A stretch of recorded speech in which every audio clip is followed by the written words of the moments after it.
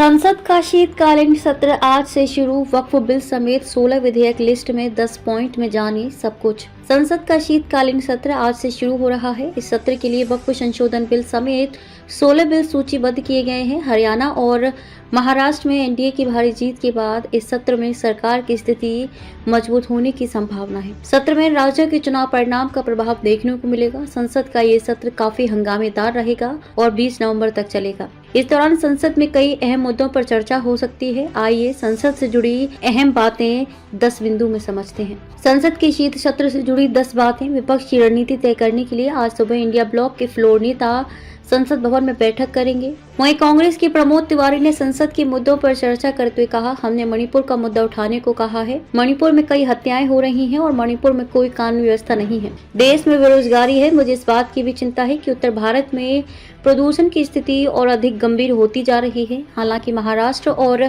हरियाणा में अपनी करारी हार के बाद विपक्ष के कमजोर होने की उम्मीद है। रविवार को सरकार ने रक्षा मंत्री राजनाथ सिंह की अध्यक्षता में सभी राजनीतिक दलों के फ्लोर नेताओं से मुलाकात की। सरकार ने एक बयान में कहा कि संसदीय कार्य मंत्री किरेन रिजिजू ने सभी पार्टी नेताओं से संसद के दोनों सदनों के सुचारू कामकाज के लिए सहयोग और समर्थन का अनुरोध किया। शीतकालीन सत्र 20 दिसंबर तक चलने की उम्मीद है। इस सत्र में जिन विधेयकों पर चर्चा होने की संभावना है उनमें वक्फ संशोधन विधेयक और आपदा प्रबंधन संशोधन विधेयक शामिल हैं। बैंकिंग कानून संशोधन विधेयक और रेलवे अधिनियम संशोधन विधेयक लोकसभा में पेश किया जाना है। रेलवे अधिनियम में संशोधन के लिए एक विधेयक भी पेश किया जाएगा। ऐसी अटकलें हैं कि सरकार इस सत्र में one nation one election bill पेश कर सकती है। प्रधानमंत्री नरेंद्र मोदी ने हाल ही में इस बात पर जोर दिया था कि सरकार एक राष्ट्र एक चुनाव योजना पर काम कर रही है। बैंकिंग कानून संशोधन विधेयक, भारतीय रिजर्व बैंक अधिनियम, बैंकिंग विनियमन अधिनियम, भारतीय स्टेट बैंक अधिनियम और बैंकिंग